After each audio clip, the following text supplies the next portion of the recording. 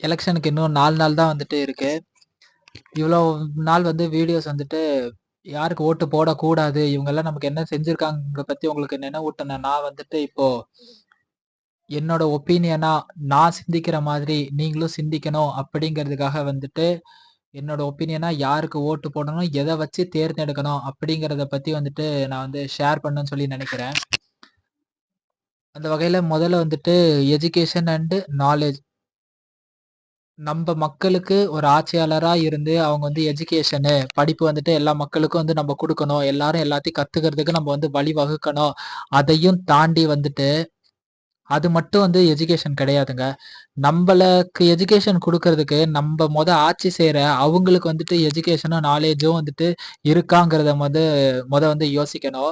இப்போ ஒரு சின்ன வந்துட்டு ஒரு டெக்னாலஜி டெவலப்மெண்ட்ஸ் வந்து இப்ப நெறைய வந்திருக்கு. அந்த மாதிரி வந்துட்டு அடுத்தடுத்த டெவலப்மெண்ட்ஸோ இல்ல புதுசா ஏதாவது ஒண்ணு இன்ட்ரோடியூஸ் ஆகுதுன்னு சொன்னா, இது நல்லதா? இல்ல கெட்டதா?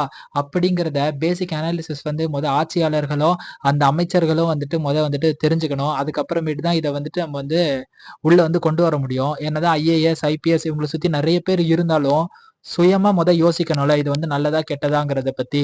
ஸோ அந்த வகையில வந்துட்டு, இப்ப உள்ள இந்த திமுகவோ, அதிமுகவோ யாருக்குமே வந்துட்டு நெறைய பேருக்கு 90% ஆஃப் இவங்களுக்கு வந்துட்டு எஜுகேஷனே இல்ல. ஒரு பேசிக்கா ஒரு ஆட்சி என்ன பண்ண தெரியும். அவங்களுக்கு வந்துட்டு எப்படிலாம் வந்து ஊழல் பண்ண தெரியும், எப்படிலாம் இது பண்ண தெரியும் மட்டும் தான் தெரியும் தவிர, அவங்களுக்கு வந்துட்டு ஒரு பேசிக்கான ஒரு இதே இல்ல. ஆனா, இப்ப வந்துட்டு புதுசா வந்திருக்க ஒரு டிவிக்கோவோ, என்டிக்கோவோ எல்லார் பின்னாடியுமே அந்த பேர் போடுறாங்கல்ல, இவங்க தான் போட்டியிடுறான்னு அவங்க பின்னாடியே அவன் டிகிரிய போட்டிருக்காங்க. அந்த மாதிரி வந்துட்டு எந்த கட்சியில நடக்குதுன்னு சொல்லி நீங்க யோசிங்க. ஸோ, இத வந்துட்டு சிந்திச்சு பாருங்க. நம்பள ஆட்சி செய்ற ஆட்சியாளர்களுக்கு அவங்களுக்கு வந்துட்டு என்ன நம்ம வந்து திட்டத்த கொண்டு வரோம். இதனால என்ன நன்மை? இதனால என்ன வந்துட்டு பயன்? அப்படி சொல்லி அவங்களுக்கு தெரியுதாங்கிறத சிந்திச்சு பார்த்துட்டு, உங்களோட ஓட்ட செலுத்துங்க. நமக்கு இருக்கிறது 2டே ஆப்ஷன் தான். என்டிகே ஆர் டிவிகே. இந்த 2 ஆப்ஷன்ல உங்களுக்கு பெஸ்ட் யாருன்னு தோணுதோ, தயவு செய்து வாக்க வந்து செலுத்துங்க.